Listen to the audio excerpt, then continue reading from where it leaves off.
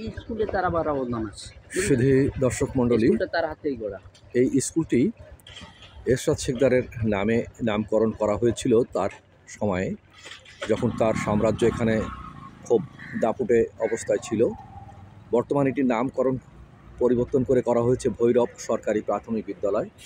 এখানে দেখছেন একটি বড় মাঠ এবং এই স্কুলটি নদীর কিনারেই। এখান থেকে এই যে পাশেই নদী, পাশেই ভৈরব নদী, এই যে কার্গো দেখা যাচ্ছে, এই ঠিক নদীর রাস্তার পাড়েই রেলওয়ের জায়গায় এই স্কুলটি গড়ে উঠেছে। সে এখানে এই স্কুলটির মোটামুটি তত্ত্বাবধান করত এবং এর পাশে যে কিছু বসতি গড়ে উঠেছে, এখানে দোকানপাট আছে, এর অধিকাংশ জায়গাই হচ্ছে রেলওয়ের জায়গা এবং এগুলো অব্যবস্থাপনায় রয়েছে। যার যেরকম ইচ্ছে খুশি দখল করে তারা ভোগ করছে। তো আমরা দেখানোর চেষ্টা করছি যে এরশাদ শিকদারের সময় যে স্কুলটি ছিল, এই স্কুল থেকে সে নিজেও সামান্য লেখাপড়া জানতো কিনা জানি না, হয়তো নিরক্ষর ছিল, কিন্তু সেই একটা স্কুলকে সে এখানে ব্যবস্থাপনার দায়িত্ব ছিল। সে নিজে নিরক্ষর থাকলেও স্কুলের প্রতি তার বোধহয় একটা আকর্ষণ ছিল, কারণ জানি না, হয়তো কোনো উদ্দেশ্য ছিল।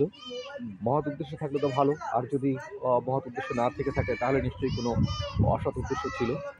তো আমরা তার একটা অবদান আছে বলে আমরা জানতে পেরেছি। আমাদের নজরুল ভাই একজন শিক্ষক ছিলেন, আপনি এই বিষয়ে কি জানেন, আপনি যদি আমাদেরকে বলেন। হ্যাঁ, এই স্কুলটি তার হাতে গড়া। তাই স্কুলটি সে তখন আত্মেও এই শিক্ষা প্রতিষ্ঠানের পিছনে তার অবদান ছিল, অনেক আচ্ছা আচ্ছা, অবদান ছিল। এখানে মোটামুটি সে মানে শিক্ষকদেরকে নিয়োগ দেওয়া তার ইচ্ছায়, এবং এখানে ছেলে মেয়েরা লেখাপড়া করার সুযোগ পেত। এখানে যারা বস্তিতে বসবাস করতে, তারা এখনও স্কুলটি চালু আছে অন্য নামে, সরকারি প্রাথমিক বিদ্যালয় হয়ে গেছে। তো যাই হোক, আমরা আপনাদেরকে দেখানোর চেষ্টা করলাম শিকদারের আরেকটি অজানা অধ্যায়, যে সে একজন কি বলা যায় শিক্ষানুরাগী ছিল। ওটা বলা যায় কি না, তবে আমরা মনে হয় যে সে তার এর পেছনে হয়তো এখানেও তার হয়তো কোনো উদ্দেশ্য বা স্বার্থ ছিল। তো এটা আমরা দেখছি এখানে স্থানীয় ছেলেপেলেরা লেখাপড়া করে। তো আমরা আপনাদেরকে এটা দেখানোর চেষ্টা করলাম।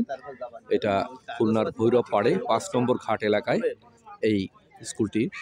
আজ থেকে প্রায় 25 বছর আগে এখানে এরশাদ শিকদার তার রাজত্বের সময় তার যে সাম্রাজ্য ছিল, সেই সাম্রাজ্যের সন্ত্রাসের সাম্রাজ্য, তার আওতাভুক্ত একটি শিক্ষা প্রতিষ্ঠান। ধন্যবাদ আপনাদের সবাইকে।